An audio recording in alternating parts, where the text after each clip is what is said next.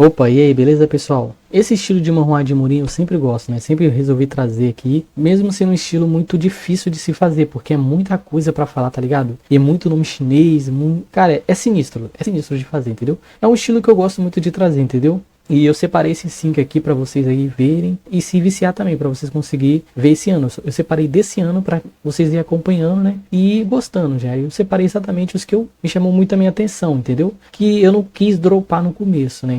Então acho que também vocês não vão deixar pra trás, né? E vão ver até o final igual eu. E vamos acompanhando junto e vamos seguir evoluindo até a próxima. Eu selarei os céus. A notícia veio a se espalhar muito rápido. Todos quiseram ver com seus próprios olhos quem havia sido o discípulo que, com apenas 4 meses, alcançou o primeiro nível de conexão de Ki, sem deixando seu status de discípulo servo para virar um discípulo externo. Da seita Khaosan, Meng Wan foi promovido para discípulo externo. O instrutor dele estava deixando bem claro para ele que ele teria alguns passos a seguir para ele poder ir para o próximo nível. A seita Khaosan não liga para quem você é. Tudo que eles se importam é com o poder que você vai mostrar para a seita. Todos os discípulos externos recebem ganhos próprios depois que eles avançam para esse nível. Eles recebem uma roupa mais formal para mostrar os seus passos. Além disso, ganham uma bolsa de armazenamento onde eles podem guardar alguns itens para que ninguém possa roubar deles. E ainda recebe a permissão de adentrar uma vez no pavilhão do tesouro. No momento em que Meng começou a subir a montanha para seus próximos passos, pegando seus materiais que era seu por direito, o mesmo foi até o pavilhão dos tesouros. Lá havia vários tesouros chamativos. Dentre aqueles tesouros chamativos, um espelho acabou chamando sua atenção. Assim que ele tocou no espelho, o guardião do pavilhão falou para ele que aquele espelho foi deixado pelo próprio líder da seita. Era um item tão forte que nem o próprio líder da seita soube decifrá-lo. Muitos discípulos, por saber que aquele item veio do próprio líder da seita, tentaram desvendar o seu segredo. O guardião deixou bem claro que se eles não conseguissem desvendar o segredo, eles poderiam retornar e pegar um outro tesouro. Tudo para não lesar o discípulo que pegou o tesouro sem saber como decifrá-lo, já que nem o próprio líder da seita conseguiu.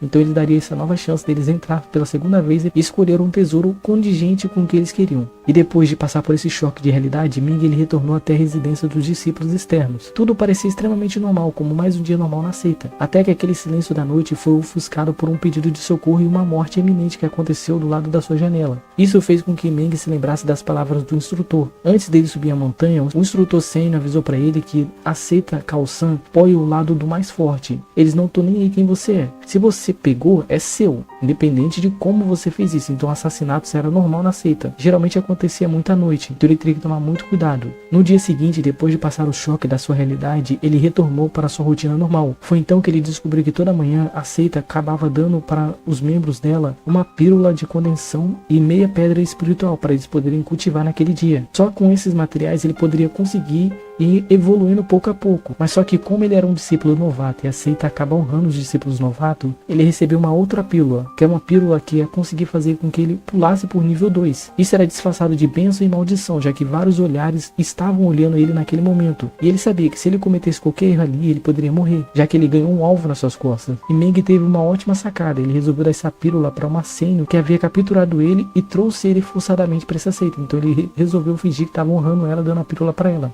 Meng ele vai usar a sua frieza para poder sobreviver na seita o máximo possível de tempo e também vai buscar uma forma de descobrir o que aquele espelho faz. E quando ele descobrir o que o espelho faz, ele vai conseguir evoluir muito mais rápido, já que ele tem um grande segredo que nem o próprio líder da seita pôde decifrar. Só que quando ele descobrir esse segredo, ele vai ter um alvo maior ainda nas suas costas, já que ele vive numa seita onde tem vários assassinos querendo ser o mais forte de todos. Só que para você chegar ao topo, você primeiro precisa sobreviver. O espadachim gênio da seita Monte Ua. Quando o mundo ele entra em colapso, inimigos que geralmente são jurados precisam se aliar para o bem maior. Não tem como permanecer o ódio pelo seu inimigo se você está morto. A lógica razoável é vocês se juntarem para um bem maior. No começo foi extremamente difícil os dois mais fortes da aliança ortodoxa e da aliança não ortodoxa. O da não facção ortodoxa, Dokyun, conhecido mais como espadachim fantasma, e o seu outro aliado Yunjun, o líder da seita Monte Ua, ficaram basicamente 3 dias e 3 noites sem dormir, lutando contra diversas seitas que se proclamavam membro do Palácio da Noite Obscura. Era uma seita que havia se levantado com uma aliança muito brutal, com o propósito de eliminar e escravizar toda a aliança Murin. Eles eram tão ruins que até inimigos jurados tiveram que se juntar. Eion avisou para o seu amigo que essa batalha seria lembrada e estaria nos livros de história como o massacre de Shanxin. Vendo que eles passaram por grandes sacrifícios onde ninguém mais poderia fazer, já que eles eram as pessoas mais fortes do mundo Murin, vendo todo tipo de coisas e situações que eles passaram, aquela jornada foi ótima para eles. E o Jon, observando aquele pôr do sol, ele avisou para o seu amigo que eles não poderiam mais ter aquele duelo de honra, já que no final das batalhas, eles planejaram que no fim, eles iam se enfrentar para ver quem era mais forte. E ele pediu desculpa para o seu amigo, já que ele estava com os ferimentos fatais e ele não saberia se ele poderia sobreviver àquele dia. E como último pedido egoísta, ele pediu para o seu melhor amigo. O seu amigo deixou uma missão extremamente egoísta para ele. Ele pediu para o nosso protagonista cuidar do seu discípulo, que estaria na seita Monte Uar, e avisou para Eion que quando o seu discípulo fosse mais forte e pudesse herdar a seita, era para ele entregar a buceira de flor de cerejeira, que era uma relíquia do Monte Uar, dada somente para o líder da seita. Essa situação deveria ser apenas mais uma despedida entre amigos. Entretanto, por um descuido de ambos, alguém apareceu e acabou dando um golpe muito forte que acabou evaporando Jon, e assim acabou caindo um grande homem. Eion ficou bastante incrédulo com o tamanho poder que ele acabou de ver, e ele jurou na sua mente que ele havia enfrentado o líder do Palácio da Noite Obscura, e vendo por si só agora, aquela pessoa que ele enfrentou não era o verdadeiro líder. Foi então que ele notou que o mundo Murin estava bastante enganado sobre o verdadeiro poder do Palácio da Noite Obscura. Então ele resolveu correr usando suas últimas forças para avisar o Murin, mas ele estava extremamente fraco agora. Foi 3 dias e 3 noites de batalha inconsistente, levando seu corpo a cobrar o preço dele. Em seu último suspiro, ele acabou pedindo desculpa ao seu amigo, já que ele não poderia cumprir o seu último desejo, mas alguém resolveu dar uma nova chance para ele. No começo, aquela situação era bastante confusa, já que ele estava exatamente há momentos atrás sendo picoteado vivo. Só que no meio dessa confusão, ele acabou ouvindo um nome bastante familiar, Baek Jin. O seu amigo avisou para ele que esse nome era de um dos anciões da seita Monte Uar. O mesmo acabou ouvindo esse ancião chamando ele repetidamente de Muyu, o mesmo discípulo do seu melhor amigo. Depois de 7 dias de recuperação, Eion viu as memórias de Muyu. Todos os 20 anos daquele jovem foi resumido em 7 dias, até o momento da morte dele. Eion, ele não sabe por que o destino fez isso, mas ele vai usar o corpo do discípulo do seu amigo para proteger a seita que seu amigo tanto prezava. Nunca mexa com o Sênio. A história que geralmente é contada para as pessoas, ela só é contada pelo lado vencedor, já que o lado perdedor foi totalmente obliterado pelo lado vencedor. Todos na seita do Nove Céus sabem do prodígio Ieyu. A sua fama foi escrita através de várias mortes. Quem ousou se virar contra ele acabou morrendo. Ele estava invicto em 100 batalhas desde que deixou a montanha, deixando nenhum sobrevivente que ousou desafiá-lo, virando uma pessoa que foi proclamada pelo povo como Xian Yi. O nosso protagonista, ele tem 3 segredos. Basicamente faz 5 anos que ele transmigrou para esse mundo, que vai ser varrido por uma cena pós-apocalíptico daqui a 25 anos. Ele recebeu também um sistema que ele pode ver as mortes das pessoas. Graças a esse sistema, ele não precisa enfrentar uma guerra que ele não pode vencer, pois mesmo que ele não mate o seu inimigo, o seu oponente, ou uma pessoa aleatória que está fardada à morte, ela irá morrer mesmo que não for pelas mãos dele, já que os seus dias estão contados. Esse dia em questão, o nosso protagonista e ele foi encontrar o seu mestre. O seu mestre avisou para ele que amanhã o pavilhão irá duelar contra 5 grandes seitas, numa competição que levará aos tesouros do abismo. Para o pavilhão ter mais chance de ter bons ganhos nesses tesouros, eles precisam que Yi participe. O protagonista, por saber que esse mundo vai acabar daqui a 25 anos, ele não queria participar de eventos inúteis, então ele deu uma desculpa meia boca para que o chefe do pavilhão deixasse ele ali e alertou que nesse dia específico ele iria entrar em peregrinação, então ele não poderia participar do evento. O mestre do pavilhão agradeceu a honestidade dele e resolveu apresentá-lo à sua discípula. Desde que o Yi ele sabe que o fim do mundo está por vir, ele não se interessa por mais ninguém, já que ele sabe que só os fortes irão permanecer vivos. Mas quando ele olhou para aquela criança que seria a discípula do chefe do pavilhão, ele viu que aquela criança poderia sobreviver ao apocalíptico, já que a vida dela passava de 99 mil anos. E ele queria saber como é que essa criança iria sobreviver. Então ele precisava colar nela para ver o que ela faria para sobreviver. E nosso protagonista até resolveu ver por si próprio, já que ele sabia que a criança iria participar da Batalha do Abismo. Assim pedindo o mestre do pavilhão para que inscrevesse ele de novo. Porém, ele queria ir como líder, já que o líder ele poderia decidir quais são as equipes que ele iria formar. Mas um dos mestres do pavilhão avisou para ele que o ancião Yeijin já estaria nesse papel de líder, e somente ele poderia renunciar ou não ao papel.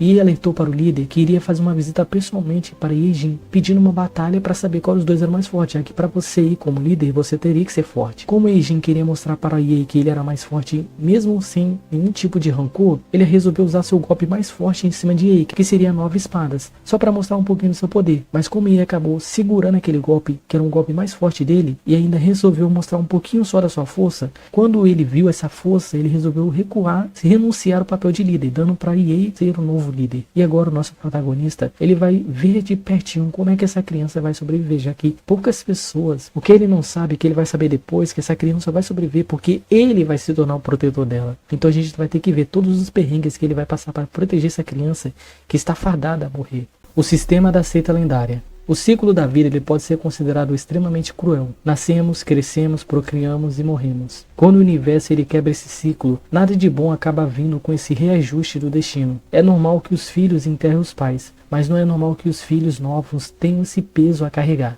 Nesse dia que foi extremamente triste em seu coração, Baek Lin-yun ouviu a pior notícia que ele poderia ter ouvido naquele dia. A sua mãe havia sido assassinada dentro do seu próprio clã. Como um filho que perdeu a sua mãe, ele esperava que seu pai trouxesse vingança e honrasse o nome da sua mãe. Só que com o peso de carregar um clã nas suas costas, o seu pai havia decidido que o clã Baek Lin, ele não iria partir atrás de vingança e proibiu qualquer pessoa que ousasse ir atrás de vingança por conta própria. Se essa pessoa ela fizesse isso, ela seria com efeito imediato excluída do clã. Yo-Yun pôde crescer muito rápido depois de ouvir essas palavras duras que saíam da boca do seu pai. Ele não só perdeu a sua mãe nesse dia, ele também perdeu seu pai. Sua mãe morreu fisicamente, mas o seu pai morreu emocionalmente para ele. Assim que ele renegou o clã Baek Lin, Yo-Yun jurou que assim que ele tivesse poder, todo mundo pagaria pelas suas mãos. Todos mesmo. Quem matou sua mãe e as pessoas que encobriram a morte da sua mãe. Essas pessoas pagariam com as suas vidas pelas suas mãos. E depois que ele concluísse a sua vingança, ele criaria uma seita para que ele pudesse descansar. Assim que 12 anos se passou, finalmente a última serpente teve a sua cabeça pisoteada. Ele encontrou as pessoas que viraram sua vida de ponta cabeça. Como um animal esperando um abatedouro, a sua presa implorou pela sua vida. Até buscou uma chantagem para tentar sobreviver. Mas para Yun, ceifar a vida daquela pessoa era inegociável. A melhor caça ela vem com a paciência. Qualquer sinal de descontrole pode fazer com que a presa escape. Mas se você seguir exatamente o manual do predador, saborear a morte da presa é a melhor sensação do mundo. Assim que o último desafeto foi concluído, uma das suas subordinadas veio até ele entregar a sua carta de aposentadoria de capitão da Aliança Murim. O prota avisou para sua ex-subordinada que ele estava partindo para a província de Yunbei, no condado de Wuanling,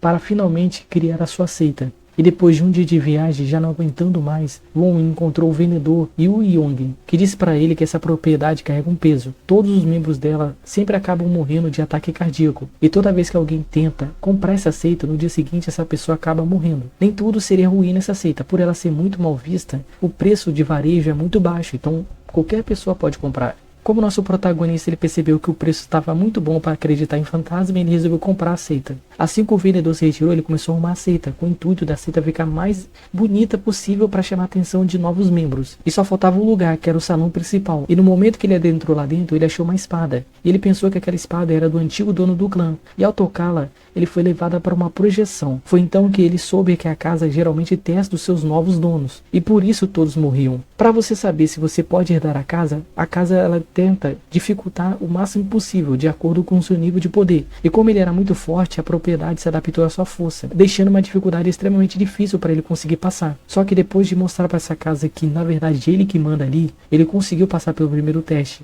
Assim a propriedade permitiu que ele criasse um novo nome para que ele pudesse criar a sua seita. E foi depois de uma batalha intensa, a seita Céus Justos foi criada. O sistema avisou para ele que ia ajudá-lo a criar uma nova seita. E essa seita dele levaria as estrelas. E se ele concluísse algumas missões, ele ganharia várias coisas que podem melhorar a sua seita. Basta ele sobreviver. Meu caminho simulado rumo à imortalidade. Em algum lugar no reino do grande Xuan, na capital de Xuanjing, na mansão daquele que era proclamado como o preceptor, o povo festejava o aniversário de um grande homem. As suas conquistas perante o povo era de se admirar. O preceptor nos conta que nem sempre foi fácil assim. Faz alguns anos que ele transmigrou para esse mundo. No seu início ele era um trabalhador rural. Era extremamente difícil para ele conseguir sobreviver.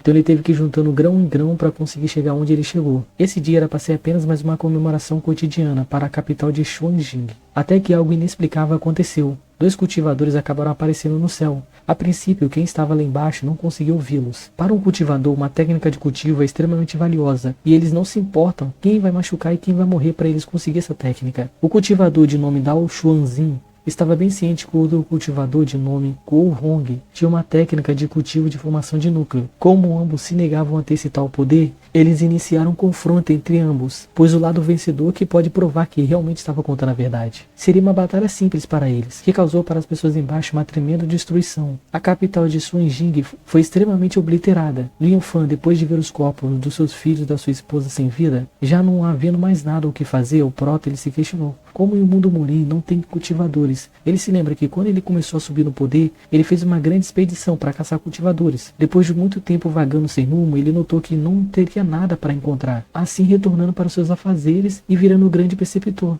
Percebendo que tudo foi destruído e não tem mais nada para consertar, Liu Fan resolveu usar sua habilidade Huan Zhen, que permite que ele resete a sua vida. Essa não era sua primeira vez renascendo. Quando ele foi parar pela primeira vez no grande reino de Xuan, sua primeira vida trouxe com ele muitas ambições, já que ele veio do mundo moderno. E ele pensou que ele poderia se tornar um estudioso, mas ele infelizmente se tornou uma pessoa comum. Depois de vários exames para tentar ser estudioso, ele não conseguiu passar nenhum. Então ele finalmente desistiu e resolveu ser uma pessoa comum, vivendo como um pequeno comerciante. Assim que ele aceitou 100% seu destino, ele resolveu se casar e ter filhos. E na sua morte ele despertou sua habilidade Huan Zhen. Com esse sistema ele conseguia resetar e voltar tudo de novo. Antes de pensar em retornar para o início, o nosso Prota resolveu tentar procurar mais os cultivadores, já que ele estava tão perto de vê-los. Só que depois de meses, anos procurando, ele não achou mais nada. Depois de reconstruir o seu reino, ele entendeu que agora era a hora dele reiniciar de novo, já que ele tem um plano. Agora ele sabe o dia e o horário que esses cultivadores vão chegar. Então ele pretende criar uma arma para poder tentar prender um dos cultivadores, porque assim, se ele prender, ele pode descobrir uma maneira de ser um cultivador, já que o seu sonho é utilizar o seu sistema